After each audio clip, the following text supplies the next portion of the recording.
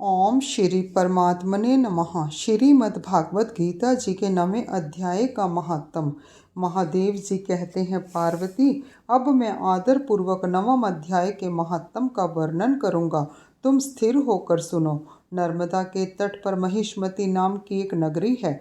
वहाँ माधव नाम के एक ब्राह्मण रहते थे, जो वेद वेदांगों के तत्वज्ञ और समय समय पर आने वाले अतिथियों के प्रेमी थे। उन्होंने विद्या के द्वारा बहुत धन कमाकर एक महान यज्ञ का अनुष्ठान आरंभ किया। उस यज्ञ में बलि देने के लिए एक बकरा मंगाया गया। जब उसके शरीर की पूजा हो गई, तब सबको आश्चर्य में डालते हुए उस बकरे ने हंसकर उच्च स्वर से कहा, ब्राह्मण, इन बहुत से यज्ञों द्वारा क्या लाभ है? इनका फल तो नष्ट हो जाने वाला है तथा ये जन्म, जरा और मृत्यु के भी कारण है। यह सब करने पर भी मेरी जो वर्तमान दशा है, इसे देख लो। बकरे के इस अत्यंत कौतूहलजनक वचन को सुनकर यज्ञ मंडप में रहने वाले सभी लोग बहुत ही विस्मित हुए। तब वे यजमान ब्राह्मण हाथ जोड़ अपलक नेत्रों से देखते हुए बकरे को प्रणाम करके श्रद्धा और आदर के साथ पूछने लगे। ब्राह्मण बोले, आप किस जाति के थे? आपका स्वभाव और आचरण कैसा था तथा किस कर्म से आपको बकरे की योनि प्राप्त हुई, यह सब मुझे बताइए। बकरा बोला, ब्राह्मण, मैं पूर्व जन्म में ब्राह्मणों के अत्यंत निर्मल कुल में उत्पन्न हुआ था। समस्त यज्ञों का अनुष्ठान करने वाला और वेद विद्या में प्रवीण था। एक दिन मेरी स्त्री ने भगवती दुर्गा की भक्ति से विनम्र होकर अपने बालक के रोग की शांति के लिए बलि देने के निमित्त मुझसे एक बकरा मांगा। तत्पश्चात जब चंडिका के मंदिर में वह बकरा मारा जाने लगा, उस समय उसकी माता ने मुझे श्राप दिया। ओ ब्राह्मणों में नीच पापी, तू मेरे बच्चे का वध करना चाहता है, इसीलिए तू भी बकरे की योनि में जन्म लेगा। द्विज श्रेष्ठ, तब कालवश मृत्यु को प्राप्त होकर मैं बकरा हुआ। यद्यपि मैं पशु योनि में पड़ा हूँ, तो भी मुझे अपने पूर्व जन्मों का स्मरण बना हुआ है। ब्राह्मण, यदि आपको सुनने की उत्कंठा हो तो मैं एक और भी आश्चर्य की बात बताता हूँ। कुरुक्षेत्र नाम का एक नगर है, जो मोक्ष प्रदान करने वाला है। वहाँ चंद्र शर्मा नामक एक सूर्यवंशी राजा राज्य करते थे। एक समय जब कि सूर्य ग्रहण लगा था, राजा ने बड़ी श्रद्धा के साथ काल पुरुष का दान करने की तैयारी की।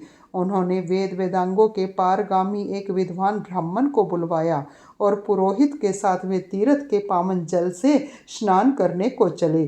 तीर्थ के पास पहुंचकर राजा ने स्नान किया और 2 वस्त्र धारण किए। फिर पवित्र एवं प्रसन्नचित होकर उन्होंने श्वेत चंदन लगाया और बगल में खड़े हुए पुरोहित का हाथ पकड़कर तत्कालोचित मनुष्यों से घिरे हुए अपने स्थान पर लौट आए। आने पर राजा ने यथोचित विधि से भक्तिपूर्वक ब्राह्मण को काल पुरुष का दान किया। तब काल पुरुष का हृदय चीर कर उसमें से एक पापात्मा चंडाल प्रकट हुआ। फिर थोड़ी देर बाद निंदा भी चांडाली का रूप धारण करके काल पुरुष के शरीर से निकली और ब्राह्मण के पास आ गई। इस प्रकार चंडालों की वह जोड़ी आंखें लाल किए निकली और ब्राह्मण के शरीर में हठात प्रवेश करने लगी। ब्राह्मण मन ही मन गीता के 9वें अध्याय का जप करते थे और राजा चुपचाप यह सब कौतुक देखने लगे। ब्राह्मण के अंतःकरण में भगवान गोविंद शयन करते थे, वे उन्हीं का ध्यान करने लगे।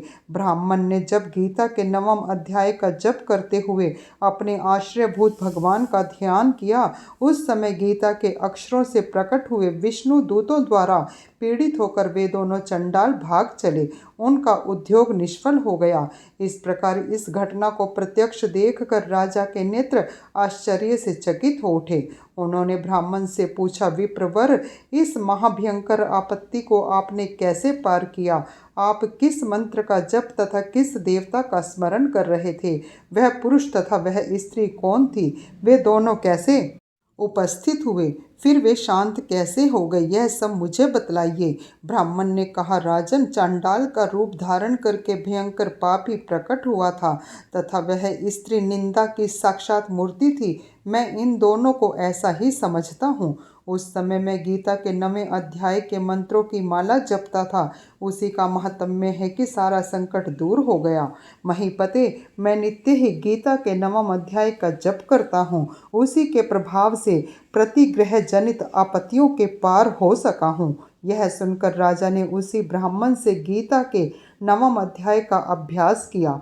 फिर वे दोनों ही परम शांति को प्राप्त हो गई। यह कथा सुनकर ब्राह्मण ने बकरे को बंधन से मुक्त कर दिया और गीता के 9वें अध्याय के अभ्यास से परम गति को प्राप्त किया।